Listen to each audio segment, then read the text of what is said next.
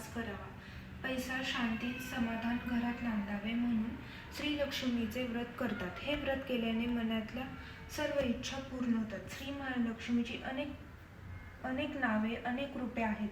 पार्वती, सिंधुकन्या, महालक्ष्मी, लक्ष्मी, राजलक्ष्मी, गृहलक्ष्मी, सावित्री, राधिका, रासेश्वरी, चंद्रा, गिरिजा, पद्मा, मालती, सुशीला अशा विविध नावांनी श्री महालक्ष्मी ओळखली जाते.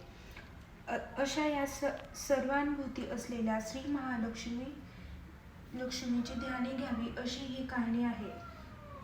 व्यापार युगातील आपल्या भारतातील सौराष्ट्र देशात घडलेली.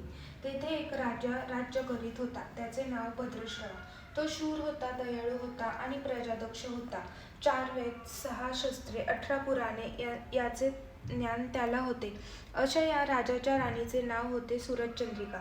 राणी रूपाने सुंदर होती, सुलक्षणी होती आणि पतिनिष्ठी होती. त्यांना एकूण 8 अपत्ये होती, 7 पुत्रे आणि त्यानंतर झालेली